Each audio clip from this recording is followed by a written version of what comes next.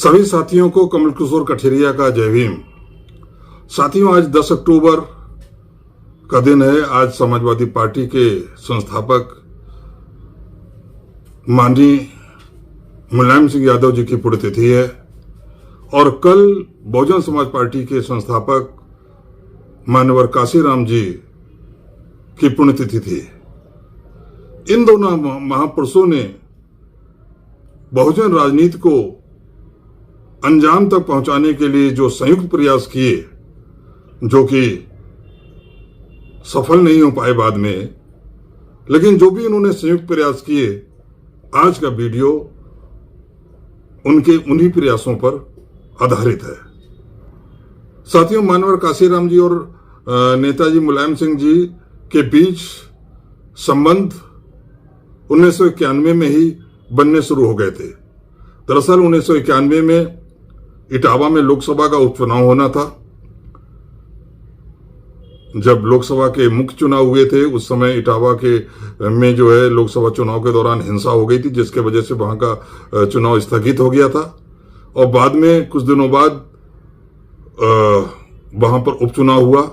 उसी समय उत्तर प्रदेश के विधानसभा चुनाव भी होने थे और बसपा की ओर से लोकसभा के उपचुनाव में मान्यवर काशीराम जी प्रत्याशी के रूप में इटावा आए थे और इस दौरान मान्यवर काशीराम जी और मुलायम सिंह यादव जी के बीच नजदीकियां बढ़ी। इटावा का जो आगे चुनाव हुआ और जो परिणाम आए, यदि देखा जाए तो वो एक प्रकार से मान्यवर काशीराम और नेताजी के बीच जो मौन सहमति बनी थी, उसका परिणाम थी। मौन सहमति मैंने इसलिए कहा कि उस समय मुलायम सिंह यादव जी समाजवादी जनता पार्टी में थे और समाजवादी जनता पार्टी की ओर से राम सिंह साक ऑलरेडी लोकसभा के प्रत्याशी घोषित हो चुके थे। लेकिन जब मान्यवर काशीराम और नेताजी के बीच आपसी सहमत हो गई, कुछ घोषित रूप से सहमत हुई, कुछ गुप्त रूप से सहमत हुई, इसीलिए मैंने मौन सहमति कहा।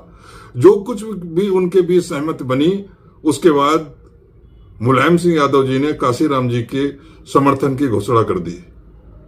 इसके एवज में काशीराम जी ने बसपा की ओर से कोई प्रत्याशी जसवंत नगर विधानसभा में नहीं खड़ा किया, क्योंकि जसवंत नगर विधानसभा से मुलायम सिंह जी विधायक का चुनाव लड़ रहे थे, जबकि इटावा की अन्य सभी विधानसभा सीटें थी जो जसवंत नगर को छोड़कर उन सब जगह बसपा ने अपने प्रत्याशी खड़े किए थे।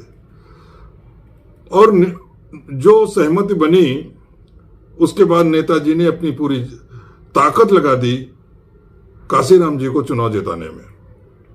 परिणाम स्वरूप जसवंत नगर से नेताजी मुलायम सिंह खुद जीते और इटावा से ऐतिहासिक विजय मान्यवर काशीराम जी को मिली। मान्यवर काशीराम जी को कुल मिलाकर कुल 48 प्रत्याशी उस समय थे। मान्यवर काशीराम ने उन 47 प्रत्याशियों को हराते हुए ये रिकॉर्ड जीत हासिल की। और ये भी कहा जाता है कि काशीराम जी के सुझाव के कारण ही, उनके सुझाव पर ही बाद में 1992 में माननीय मुलायम सिंह यादव जी ने अपनी पृथक पार्टी समाजवादी पार्टी का गठन किया। उसके बाद आया 1993। 1993 में फिर से विधानसभा चुनाव, जो कि घोषित हो चुके विधानसभा चुनाव होने थे और काशीराम जी अक्सर ये कहा करते थे कि जो इस देश का शोषित वंचित समाज है, दलित पिछड़ा अल्पसंख्यक है, वह इस देश का 85% है जनसंख्या में, इसलिए सत्ता पर उसका पहला हक है। और इसीलिए वो कहते थे कि बहुजन समाज को हुक्मरान समाज बनाना है, क्योंकि जब तक वह हुक्मरान समाज नहीं बनेगा, सत्ता में काबिज होने की सोच पैदा नहीं होगी, वह सत्ता प्राप्त नहीं कर पाएगा और जब तक सत्ता प्राप्त नहीं कर पाएगा, अपने हक अधिकार वह ले नहीं पाएगा। और यह तभी संभव था जब एससी, ओबीसी और अल्पसंख्यक समाज एक ही पार्टी, एक ही बैनर के तले चुनाव लड़े। और उस समय उत्तर प्रदेश में दो पार्टियां ऐसी थीं जो दलित, पिछड़ों, अल्पसंख्यक को अपना वोटर बनाकर चल रही थी। एक थी समाजवादी पार्टी और दूसरी बहुजन समाज पार्टी। अंतर केवल इतना था कि जहां बहुजन समाज पार्टी के पास दलित वोट ज्यादा था, तो समाजवादी पार्टी के पास ओबीसी वोट ज्यादा था। और इसी कारण काशीराम जी को भी ऐसा लग रहा था कि दोनों पार्टियां एक साथ आ जाएं, और उनके समर्थकों को और मुलायम सिंह जी के समर्थकों को भी ये इस बात का एहसास होने लगा कि दोनों पार्टियों को अब एक साथ होकर विधानसभा चुनाव लड़ना चाहिए।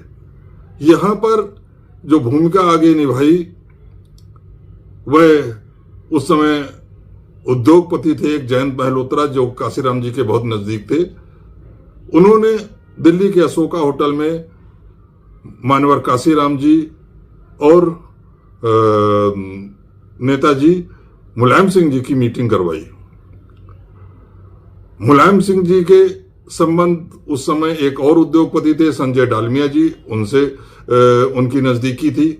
और डालमिया जी और जयंत मल्होत्रा दोनों में पारिवारिक संबंध थे, इसलिए दोनों उद्योगपतियों के हस्तक्षेप के कारण ये दोनों नेता और पास में आए। खैर,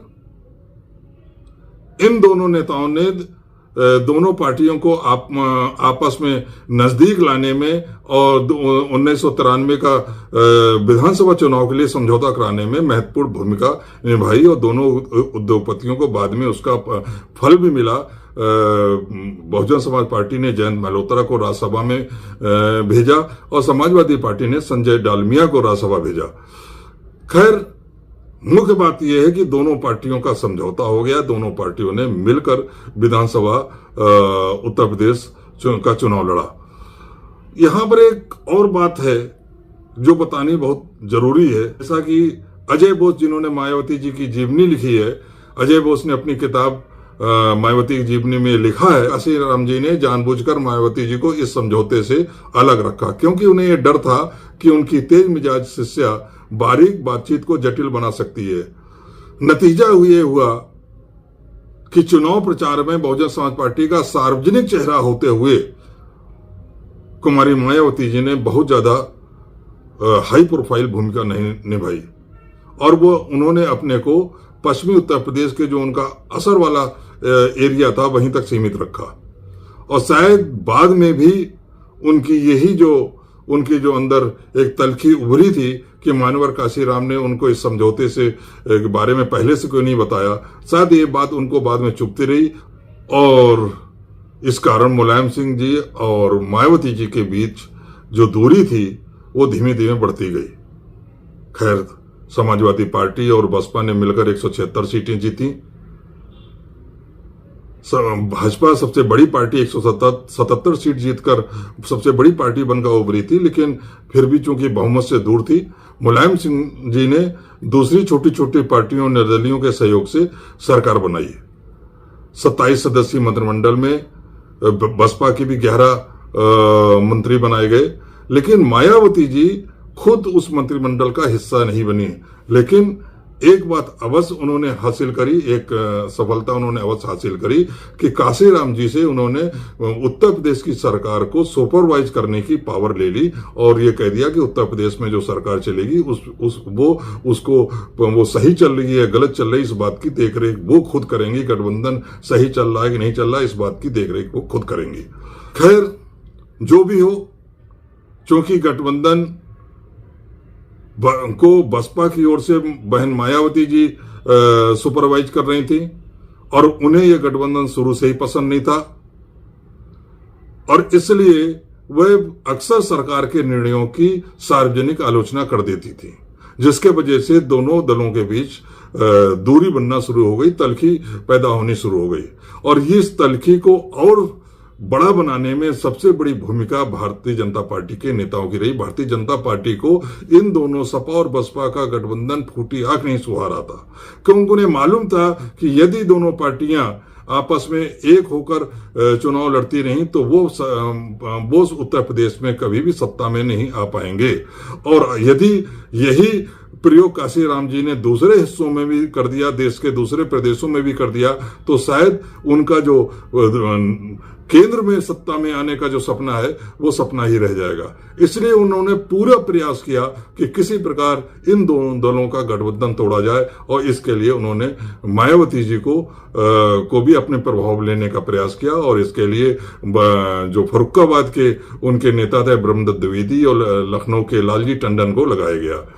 दोनों अपने प्रयासों में सफल हुए और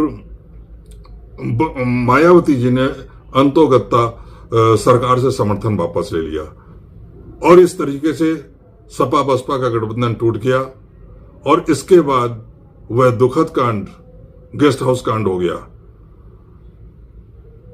जिसने सपा और बसपा के बीच की दूरी इतनी बढ़ा दी कि मान्यवर काशीराम बाद में चाहकर भी उस दूरी को खत्म नहीं कर पाए। बाद में 2019 में समाजवादी पार्टी के वर्तमान प्रमुख माननीय अखिलेश यादव जी ने फिर से बसपा के साथ गठबंधन किया, तो उसमें फिर से ये लगा कि शायद जो नेताजी मुलायम सिंह यादव जी ने और काशीराम जी ने एक जो सपना देखा था बहुजन राजनीति को अंजाम तक पहुंचाने का, इस देश के शोषितों वंचितों को एकजुट होकर अपने हक अधिकार की लड़ाई लड़ने का, वो शायद सपना पूरा होगा। लेकिन वह सपना भी 2019 के लोकसभा चुनाव के परिणाम के बाद तब टूट गया जब बहन मायावती जी ने सपा से जो गठबंधन हुआ था उसको तोड़ने की घोषणा कर दी।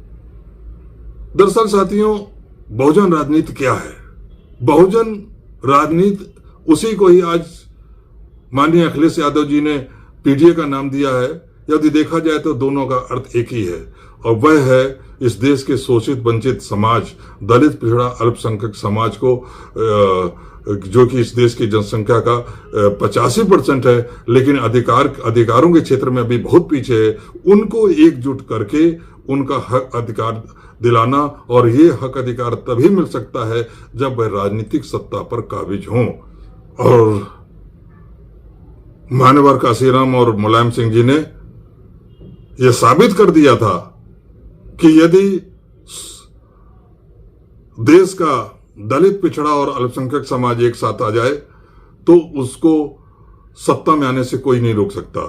1993 में जब बाबरी मस्जिद के ध्वंस के बाद पूरा माहौल भारतीय जनता पार्टी के समर्थन में था, कोई सोच भी नहीं सकता था कि भारतीय जनता पार्टी के विजय रथ को कोई रोक पाएगा। उस समय मान्यवर काशीराम और नेताजी मुलायम सिंह जी ने एक साथ हाथ मिलाकर उनके रथ को रोकने का सफल काम किया था। लेकिन अफसोस कि उनका वह प्रयोग ज्यादा दिनों तक नहीं चला, और इस देश के शोषितों वंचितों को एकजुट करने का उनका जो सपना था वह सपना ही बनकर रह गया।